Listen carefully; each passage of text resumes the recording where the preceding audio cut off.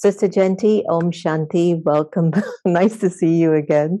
I think this might be our year together to spend a lot of time. Well, it's good. Thank you, Jenna. I know you've done amazing things across the world. And so please don't call yourself a little P. I'm a little P. I'm a little P. I love having all of my big sisters like you. Listen, everyone, you're going to see how humble she is. I mean, I can't begin to tell you the weight of depth of wisdom and compassion and purity that flows through her. And I could only try to get a few percentage of that. And I really mean that. But let's move on because Gentiben, a lot of people are really excited about me actually taking this time to go deep into you to find out what's been going on in that beautiful soul of yours and to help them to find some tools about this great awakening. I mean, I remembered when we came into the Brahma Kumaris, we were told about this energy of time called the confluence, this age between the dark and the light. And some of us maybe thought that it was a short period of time, and some of us, like yourself, have been on the journey for over 50 years. And I'm looking at now the pandemic, what we're witnessing for almost 2 years, a confluence happening within the world, within the world. Could you share with us, in terms of the confluence that you're witnessing in the world, what should people start to do now with the way that things are at this time? Because it is different. And the question is, are we coming with some different ideas and different thinking? So, what would you recommend individuals should start to pay attention to as they participate in this global confluence that's taking place in their lives right now? Let me put it into a little bit of a context first before taking it onto individual responsibility, which is very much part of the story. I see how on the one side there's the descending energy, the energy of darkness, and you can see it in terms of the values that our politicians have or don't have. You can see it in terms of the way people have reacted almost with hysteria to the pandemic, different responses, different ways. But it hasn't been a normal response. It has been quite hysterical in some ways. And then there's also the whole situation with climate change, and we wonder why things are the way they are, and we don't understand what our role has been to trigger all these horrific natural disasters that we keep seeing continually all the time. So you see the descending forces, the descending energy. But also there's this awakening that's happening, and people more and more aware of prayer, of God, of meditation, and wanting to find out about spirituality. And so this beautiful awakening that's happening is happening across the planet. And what I need to do for myself personally is just ask myself, what are my own inner core values? And probably when we go on that inner journey, then we may see that there's actually quite a discrepancy between those inner core values and what I'm doing in the world out there, how I show up in the world. And maybe that's the start of my journey to say, well, how come there is this discrepancy? And what is it that I can do to align myself so that it truly is my core values that are being expressed in my life? No matter what else is going on around me, can I actually do that? And so I think that this is something that everybody can do. Spend just a few moments going inwards and just asking this question, well, what are my real core values? But sometimes not always easy to answer because we don't spend a lot of time inside of ourselves, Sister Jayanti. And we're so distracted by social media, relationships, technology, the economy, health. And the fact that we're so removed from the real essence of the soul, how do we start to really tap into the soul to be able to even identify what are my core values? Just to appreciate silence, time with myself. And it doesn't have to be hours, don't have to go to the Himalayas and sit on the mountains, but just even a few moments when I awaken. There's that state in which it's like between sleep and wakefulness, and there's a different dimension that you're in at that moment. At that moment, can I say to myself, okay, let me have a few minutes, not just under the quilt, but just a few minutes to be with my inner world and just experience that inner state of calm, which actually is there within myself. And if I enjoy those moments or minutes of that experience, I'm drawn to be able to do that again and again. When you're waiting at the traffic lights for the lights to change, when you're waiting at the train station for the train to come, whatever it may be, but there's always those few moments when you're really alone, and you can take that as an opportunity to be alone with yourself. And yes, it's true that all the devices the technology has given us are amazing toys, but let me put aside those toys for a few moments and let me explore the beauty of the world within. So let us go down the road a little bit as to the first time that you came into your spiritual awakening. I believe you were about maybe 19 years old. And I'm curious to find out if you can remember what was that switch that went on for you. We're approaching a day that's very sacred to the Brahma Kumaris community, which we both belong to. And the founder of the Brahma Kumaris, Prajapita Brahma, he had passed away on January 18th, 1969.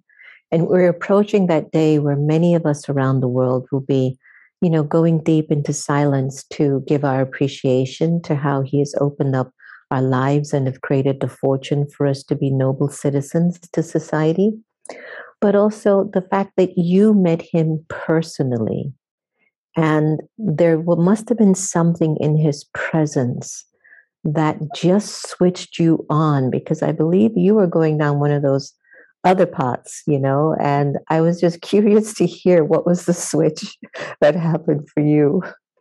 In fact, it happened a few months prior to, well, a few weeks prior to my actually going to Mount Abu. I'd met Brahma Baba through my childhood and my teenage years because my mother was a meditator. And so that was a wonderful door that opened for me and gave me that gift. But I was in India on a sabbatical. I decided to take a gap year from uni. And so I went to India on one level to enjoy India because every time I'd gone before, I'd gone just for a very short visit with no time to actually explore anything of India.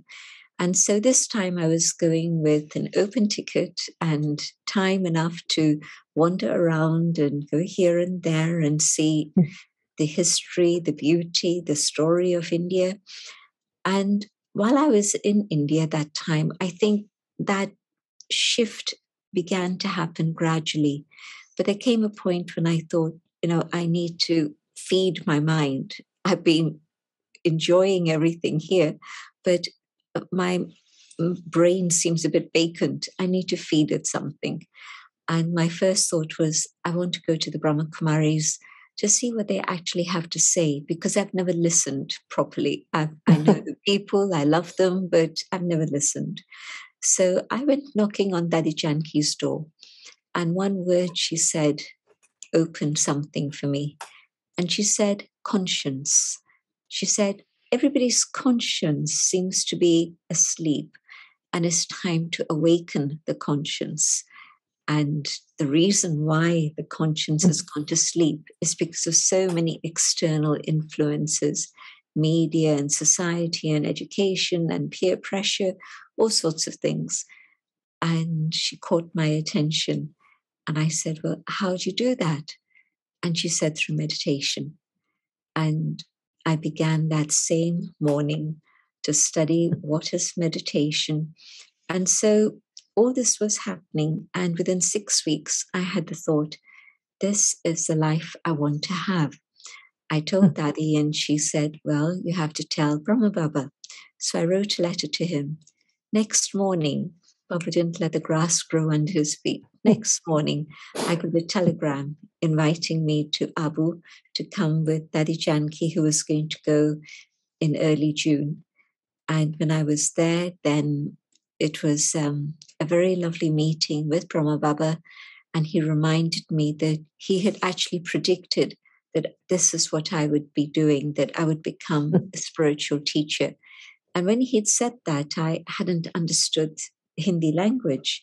And even now, my Hindi was a bit rusty, but it was much better than it had been earlier. And then Baba asked me to come by at night, and a group of us were there, and it was a warm summer evening, and magic happened, and his gaze of soul consciousness and God's remembrance took me beyond the physical world to another dimension. And I knew that this was the moment of connecting with God. And in that experience of meditation, very powerful, it felt as if it lasted a long, long time.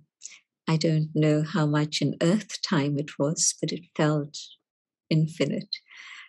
And then when I came back down, then Baba looked around and asked the sisters who were there, including Daddy Janki, what do you think Baba was doing? And Daddy Janki understood absolutely. And it was as if Baba had carried me away from the past into a very different present and a new future.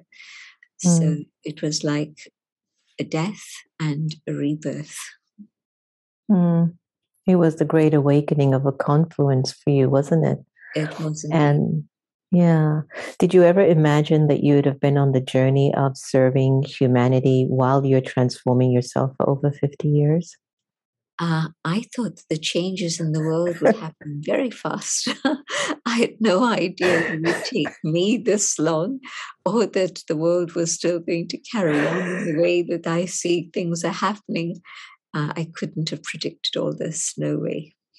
You can imagine. Who'd have thought that even you would have recognized that you had the internal strength to continue on a path of such discipline, commitment, courage, community, inclusion. So many things that you've been through. So as we continue to move through this global pandemic, and thank you so much for sharing that. It was very touching as well. Because as we're moving into Brahma Baba's days, I'm telling you, I can feel so much mysticism in the air. And for those of you who might not be aware of, Brahma Baba, I will invite you to really go onto the Brahma Kumaris site to get an update on just the legacy that he's left behind by the way he has empowered so many people. When people actually leave their bodies, they kind of try to take everything with them, and whatever's left behind, that's it. But for Brahma Baba, he left everything for everyone that was present to share it with the world. And instruments like Sister Jayanti and Daddy Janki that Sister Jayanti had mentioned, who was the administrational head of the Brahma Kumaris, and she passed away, I think it's been about 2 years now. These have been spiritual, silent giants that have made incredible ripples in the world. And here we are with this giant of a pandemic, which was just not ending. And it's had a devastating effect on the world, where people are really struggling with the idea of their economy, their food insecurity has become a big thing. Homelessness, political instabilities at an all-time high. Countries like Kazakhstan and in so many places, there's so much fear, Sister Jendi. There's so much fear and selfishness. What are your thoughts about all of this? And what do you see as the underlying cause of the crisis that the world is facing today? I do feel that what I shared at the beginning about the loss of connecting with our own values is what has caused this erosion in society. And so I'm seeing how the pandemic has been fueled. I'm using the word very consciously because I do see that it's, the whole situation with money and fossil fuels and all of these things, and forgetting who we are and just becoming hooked into external things is actually the cause of the pandemic. We've forgotten about respect for life. We've forgotten about the wilderness and giving space to other forms of life. We've tried to take over absolutely every inch of the planet and dominate and terrorize every other species. And so I think that nature has a way of surviving whether we're around or not. And so the pandemic has been one of nature's survival mechanisms because we've really eroded that area which was urban life, rural life, and then wildlife. And so we've taken away all those boundaries and expected everything just to become our place, our home. So I think that materialistic attitude and that aggressiveness is what has caused the pandemic. And I think it's important that we understand and that happened because we just got focused on the world out there instead of the world inside, in which we could stay in touch with our own truth, goodness, love. And so when the pandemic did come and there was lockdown everywhere, and again, some countries have again imposed quite severe lockdowns. But when it happened 2 years ago, 2020 March, at that time, it was really as if humans were locked into their apartments or homes and the animals took over the cities. You must have seen videos of that, where in the major cities of the world, you had animals roaming around.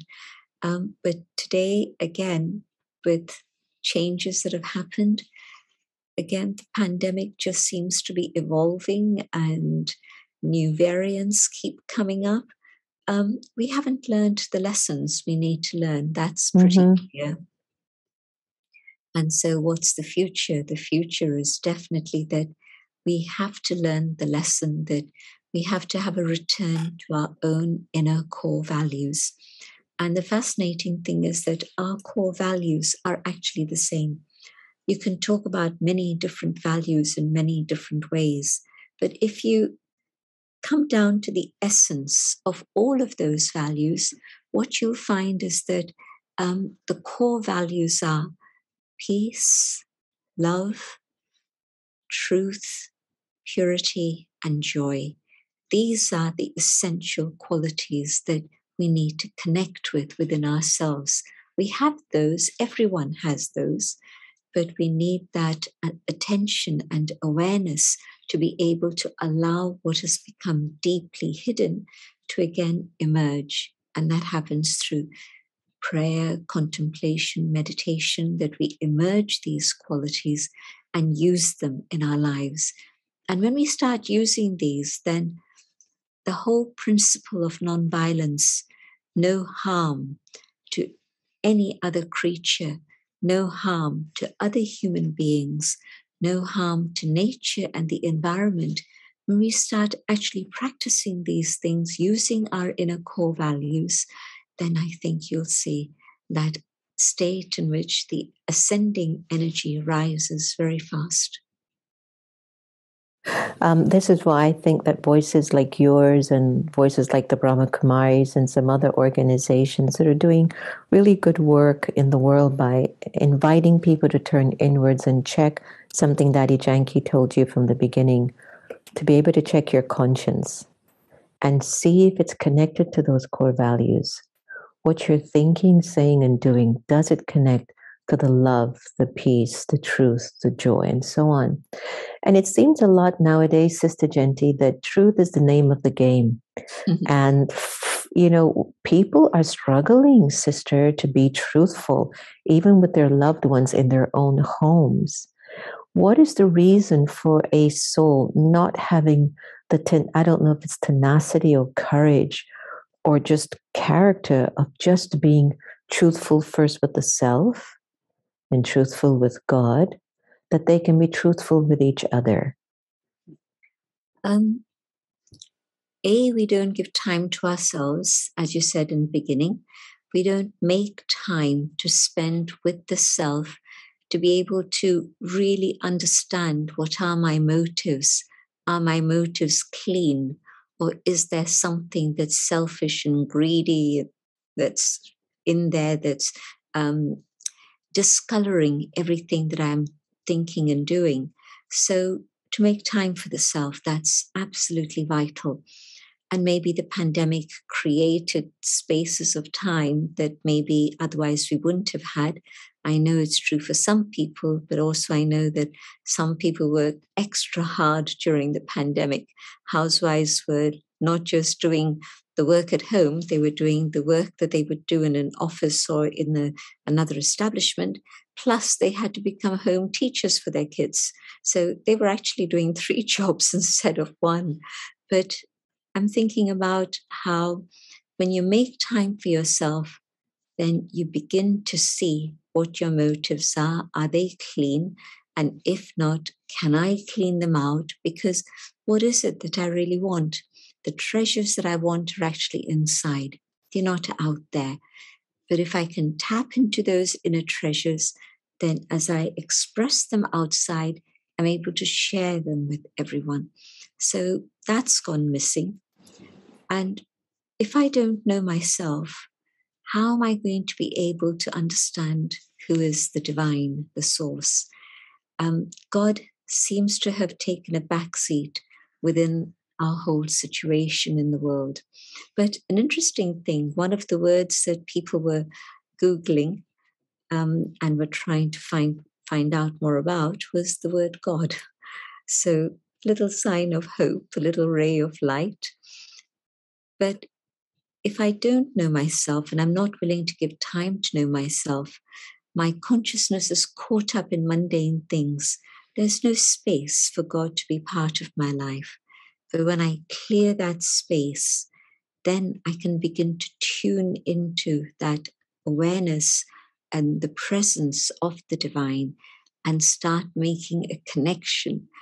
And so let me at least start doing that so that then I can think about the next step of being honest with God. But as yet, I'm not even honest with myself. I don't really know what my motives and intentions are. And I need to know. And the thing with lack of honesty with human beings is lack of trust. I don't trust people any longer. Maybe I've had bad experiences, I've been deceived, or maybe I feel insecure. And I think that insecurity is the cause of the fear that you mentioned earlier. There's so much fear. But it actually stems from my own inner insecurity. There was also another very interesting thing that I understood just recently.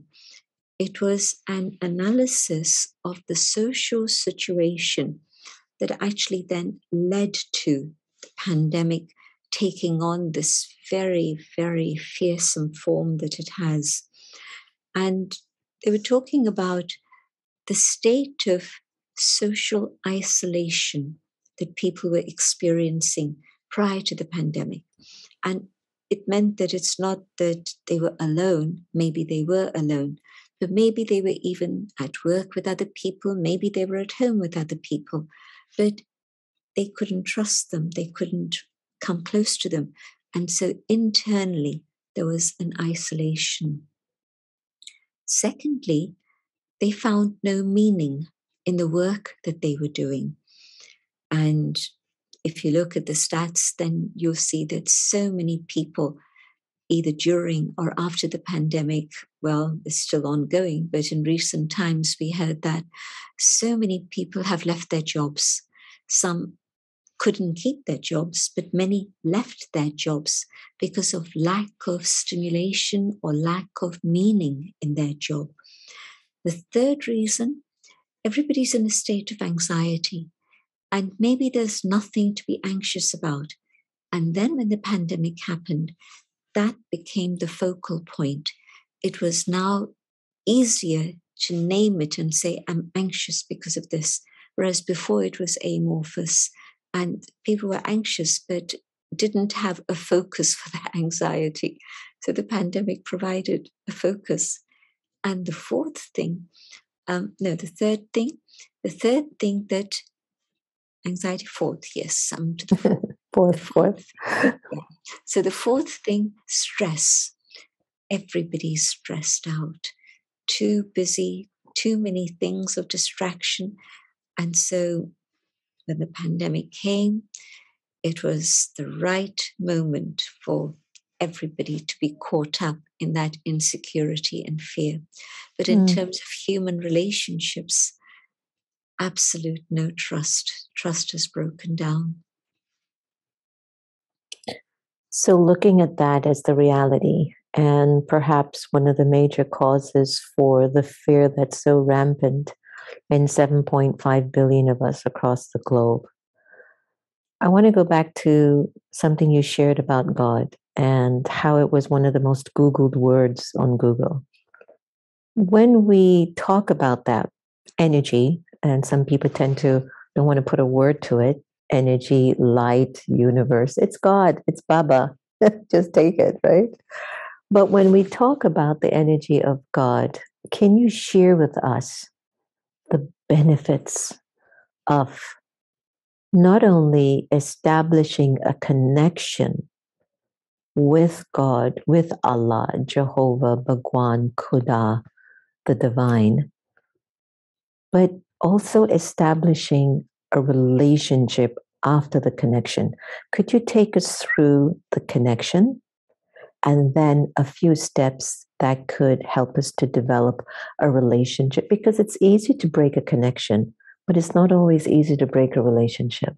So if we're in a relationship with God, with Baba, then no matter what we go through, we're going to turn to this energy to support us or to guide us. And one of the things that I've observed, and please, I'm not accusing anyone of anything, but I've noticed even for myself, in my earlier days when I was much younger, I actually had a fear for God. So I've even found that if I'm afraid of a person, I stay away from them. So I just couldn't connect with that. And it wasn't until I came into the Brahma Kumaris and I started to understand the energy and the interpretation of God clearer, then I was able to not only connect, but to keep Baba with me as my best friend in everything that I do. Could you share, Sister Jayanti, how to make the connection, one? Secondly, what are some of the steps to create a relationship with the divine? I mentioned how it's important to know the self. And if I put it a bit differently, when I think of myself as the physical form, this body, and my identity is locked up in this, I'm absolutely in a little box and I can't think or experience anything out of that box. Everything is connected with the physical and I'm locked into that physical domain. When I come to the awareness of who I truly am as that inner being, a being of light located here in the center of the forehead, in this awareness of who I truly am, that light, the more I stay in this awareness of the truth of my eternal identity, the easier it is then to feel the presence of God. And there's an image behind me, which is of this little point. It's a big image, but just go deeper and deeper into that center point. And that infinitesimal dot, that point of light, is the image of the soul, but it's also the image of the Supreme Soul, God, and all the other names that we heard earlier. In soul consciousness, forgetting this body, then I connect with the Supreme Being, the Source. And it's only through soul consciousness, stripping away this, that I can make that connection. Think about the experiments you did as a 12-year-old in science laboratories at school. And what you had to do was, if you were trying to make the electrical circuit work, the rubber casing on the wire had to be peeled off. You had to use a scalpel and peel away that rubber insulation, and then the wire could connect with the source of power, the source of electricity, and you've got the circuit and the energy is flowing. So this is like the shell, the case. And while I'm locked into this, I can't connect with the divine.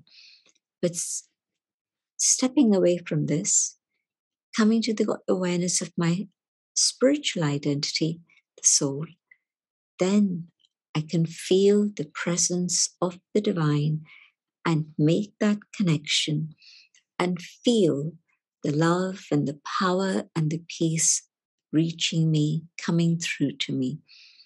But yes, you're very right. It's not just a connection, it's a relationship. And a very lovely relationship is to think of God as my mother. And it's not it's not an aspect that's been understood very much in the West. But in fact, that awareness of God as the mother is very, very beautiful.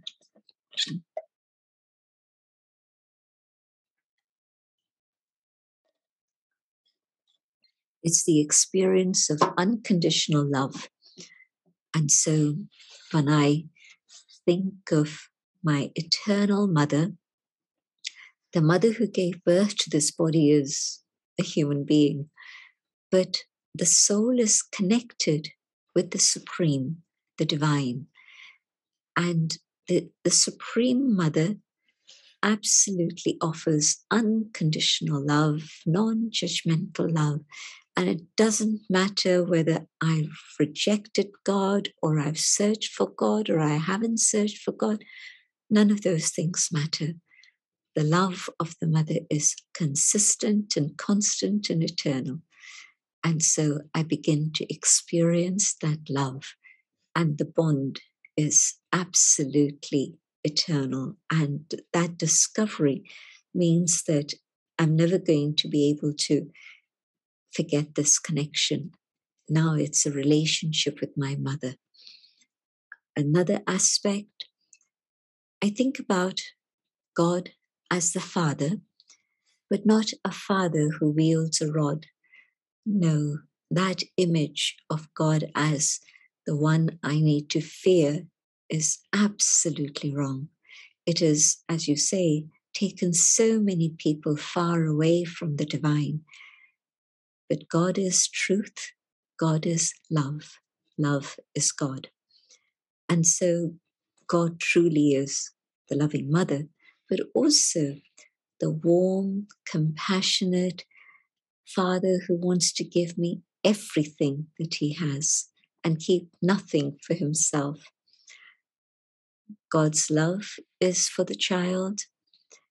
God's treasure store of happiness is for the child.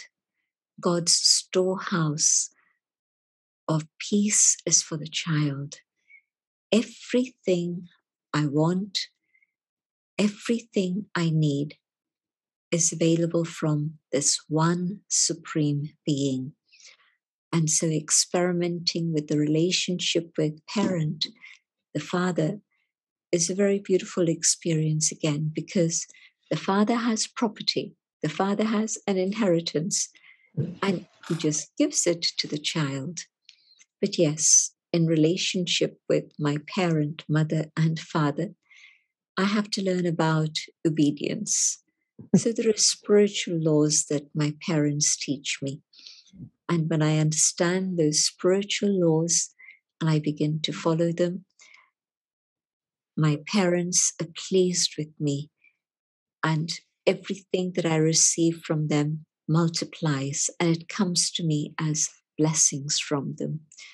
In olden days, when a child would, or even a young adult, would leave home to go somewhere, they'd pop in and say goodbye to their mum and dad. Even if it was just, bye mum, see you tonight, or whatever it was, wouldn't necessarily be a long thing. But there would be that connection. Mm-hmm. And Mm-hmm. it would be like making sure that they were going to stay safe and protected, and they'd carry that blessing with themselves when they moved out.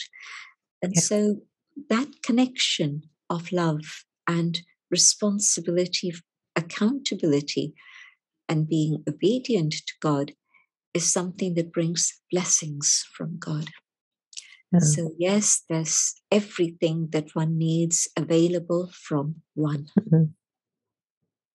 It's so powerful, no? I mean, it's one shop to get everything that we're searching for, and we're going shopping in a million shops and still coming out with not much, I always give the example of a dollar store, no pun intended to the dollar shoppers, but what's in a dollar store versus what's in Tiffany's.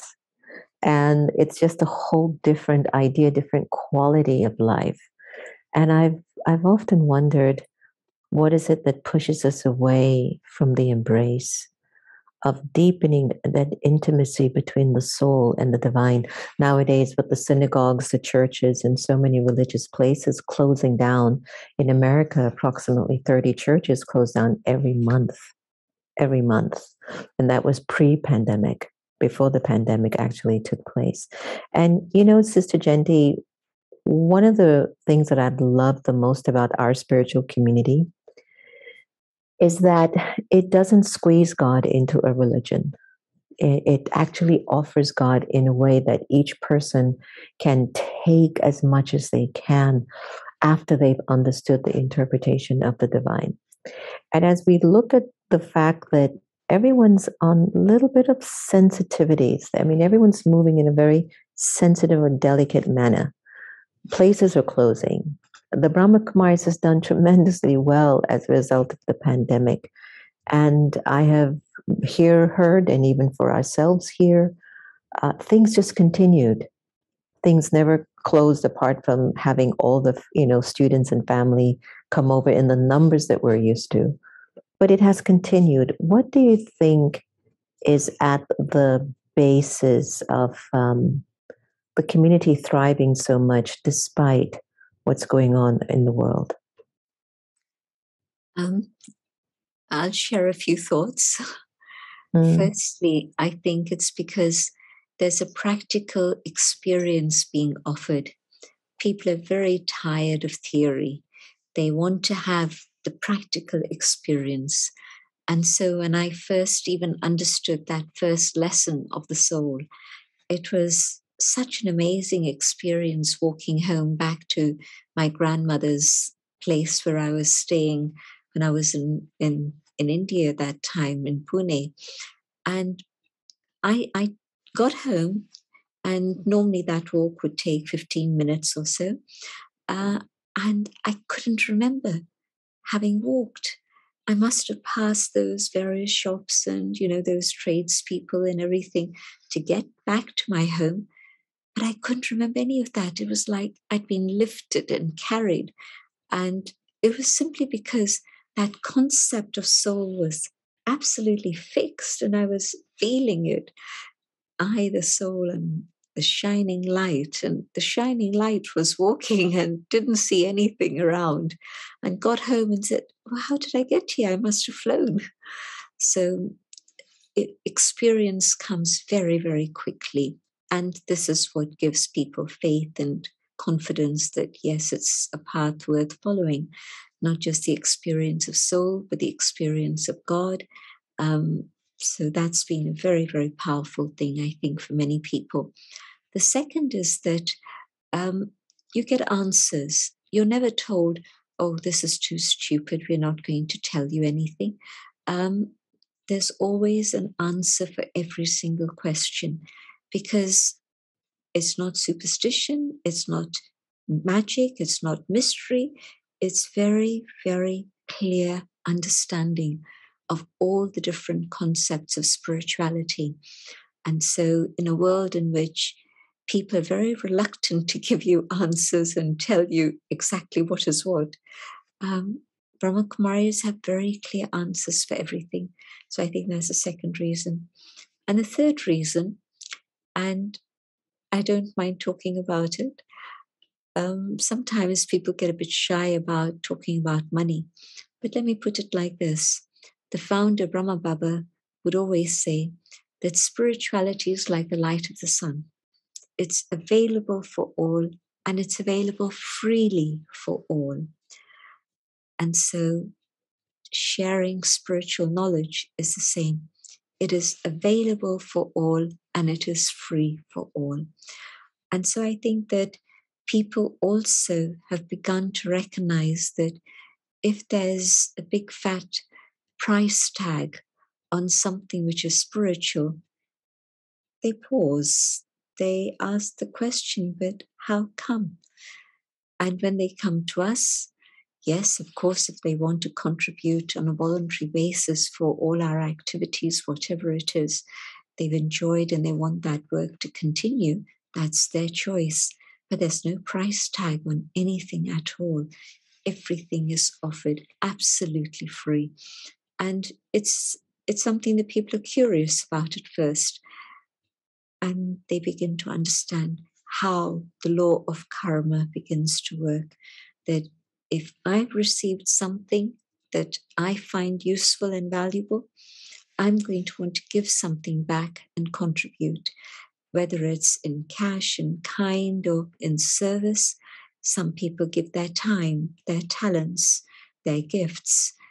Sometimes it's something in kind. They've been growing vegetables in their vegetable patch, and they bring along a few potatoes or a few tomatoes, whatever it may be. So that spirit of having received, that faith of knowing that, of course, they're going to want to support something that has benefited them.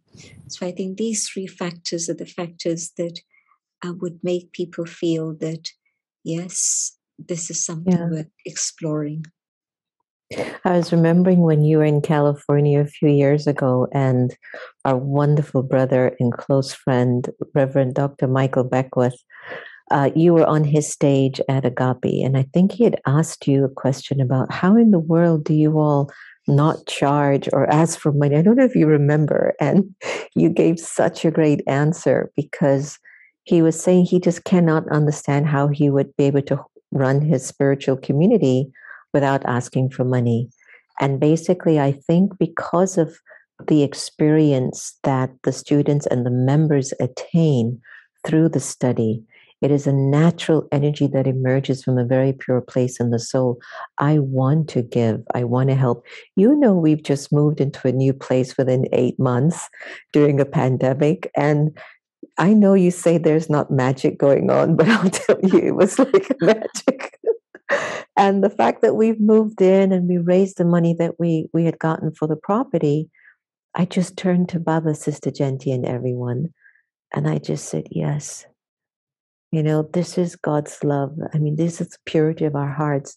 We've worked so hard. Okay, I guess things just had to change. And this is how we ended up here. You know, you and I could talk for ions and we could go on. And I love so much of everything that you're saying. And I think now would be a great opportunity for those to leave their remarks or comments in the comment box. What are you feeling as a result of Sister Jayanti sharing on our time together?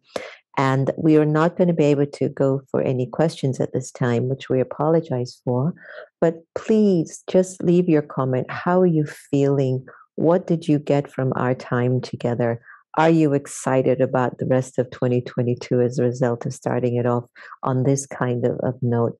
Sister Jayanti, as we move into the close of our wonderful time together, is there any closing remarks that you'd like to share with us? And then after that, could you take us into a meditation, please, so we can feel what you felt at 19 when you met Brahma Baba, and Brahma Baba just spoke to you and made you have that connection to the Supreme, and you just go, okay, that's it, I'm ready.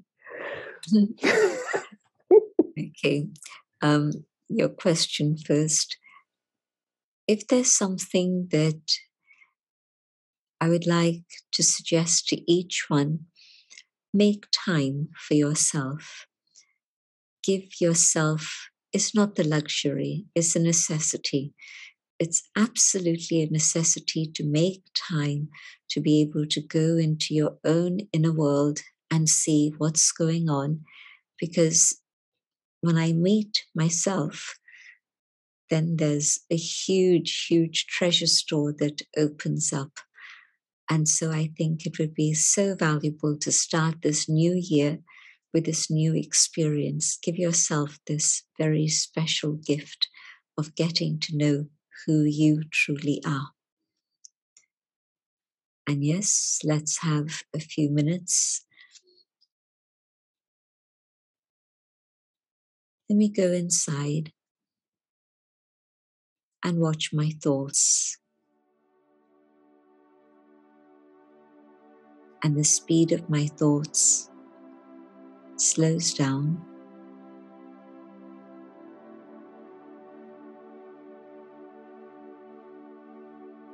And I pick up on one thought, the thought of peace. And I hold peace in my mind.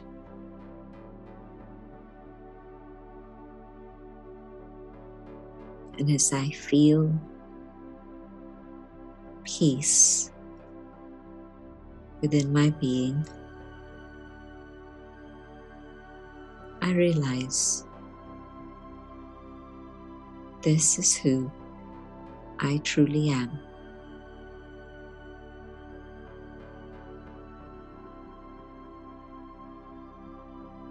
And in this awareness of peace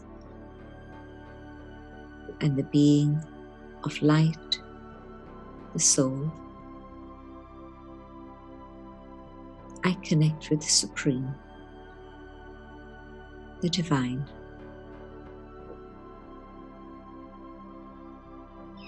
And from the Supreme come rays of love and light.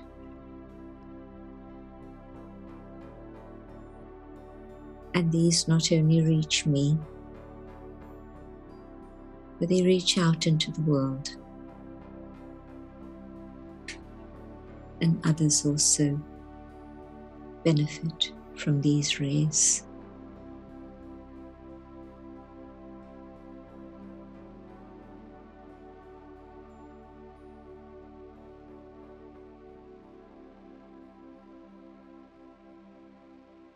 As I come back into the awareness of the physical domain, I hold this awareness of the inner being that I am and remind myself, I am peace, I am light.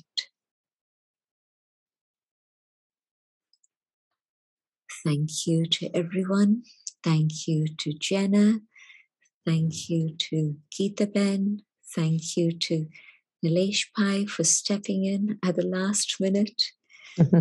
Thank you to all. Thank you so much, Sister Jayanti.